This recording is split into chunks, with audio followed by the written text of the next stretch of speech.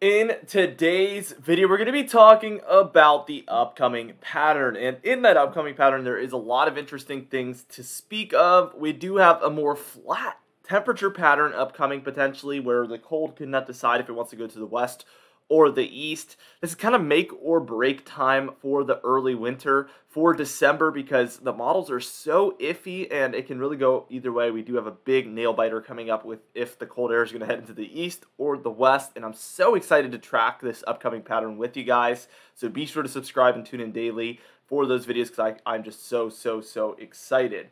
Now we can take a look here in our northwestern United States here. My pen is not working, so I'm just going to not use it here. I think we'll be okay. In the northwest, we do have a storm system moving onshore. We can see a little bit of snowfall up here for the upper Midwest, and then some precipitation across the Gulf and southeast states.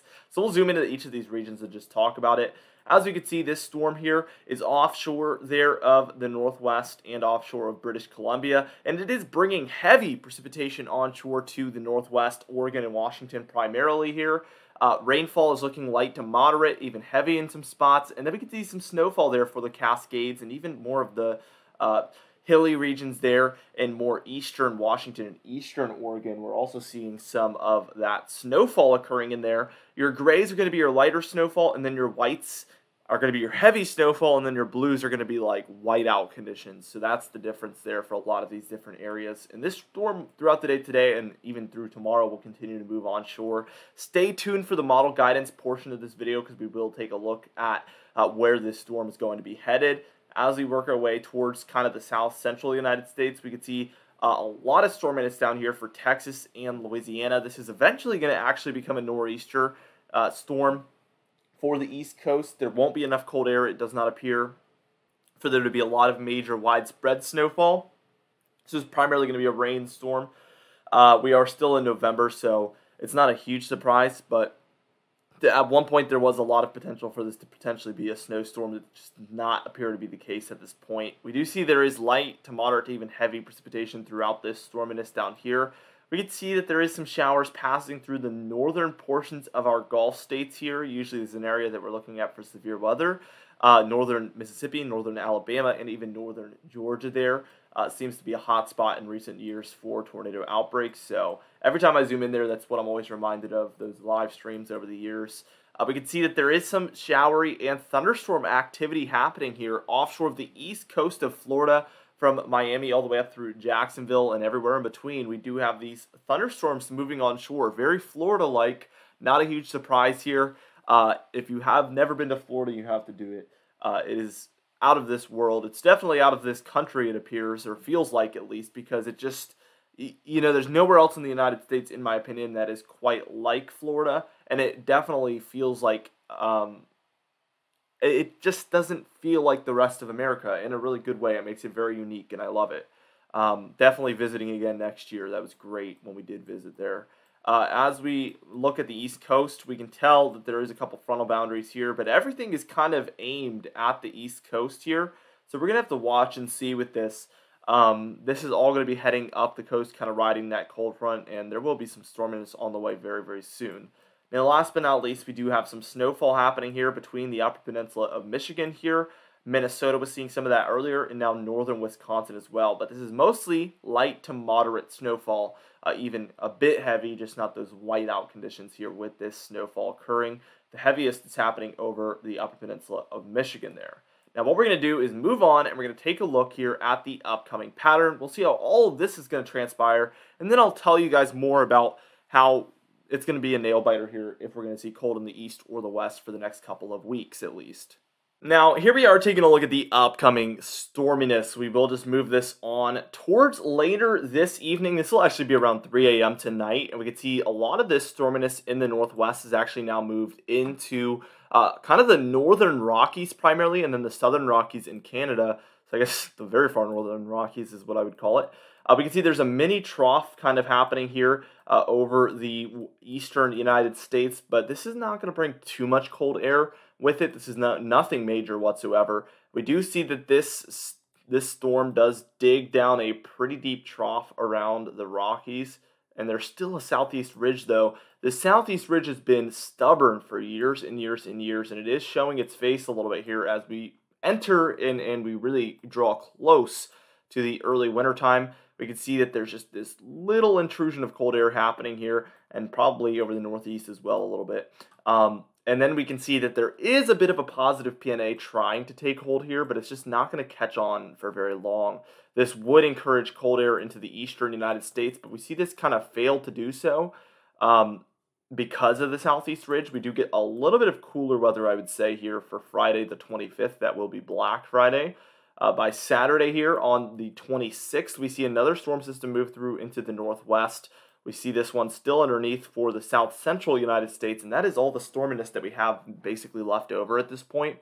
As we continue things on, we see the snowiness continue through the weekend. This is for Sunday the 27th. We see the snowiness and the cold continuing, and then we see some eastern precipitation happening with this nor'easter I was alluding to earlier.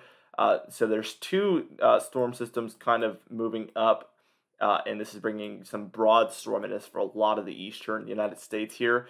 As we reach into the early beginning of that next week, we do get some snowfall for the higher elevations here, the Catskills, the Adirondacks, the Green Mountains, and the White Mountains as well here, with a 984 millibar low pressure center there, very close here to southern New England here, and that is bringing some wintry precipitation here with it by the time we're reaching Sunday night into Monday morning. That's 27th to the 28th of November. We do see some snowfall still occurring up here for the northwest. This looks like it's going to accumulate to very, very large numbers, obviously, because of the fact that we're just seeing so much snowfall for so many days here. And this does slide down to eventually become a Sierra Nevada snowstorm as we get a full-blown negative PNA, which I know is not what a lot of people want to hear. A negative PNA sets in, and this just helps the warm air really start to set in here for the eastern two-thirds of the nation, according to this model. But that kind of lifts off a little bit. We do have snowfall happening throughout, again, a lot of the north-central United States, especially the northern plains there, and then also some of the northwest, including northern California there. As we continue things on, this does eventually become a snowstorm again for the higher elevations of the northeast. Looks like a very messy, mixed storm, though. So definitely something to watch for, and that's going to be December 1st and December 2nd. This is kind of the look, and we're left with a jet stream that's doing, just this straight across the nation. It's probably pretty seasonably warmer in the south and pretty seasonably cooler in the north, but nothing abnormal happening by the time we end things out. Now, for the total precipitation through the next 10 days with that model run in mind, as we can see, in the whites, we'll expect practically no precipitation. Your grays, 1/10 of an inch or less of precipitation. Your greens, 1/10 of an inch to 1/2 an inch. Blues, 1/2 an inch to an inch. Yellows, 1 inch to 2 inches. Reds, 2 to 5 inches there. And then your browns, 5 to 10 inches of precipitation.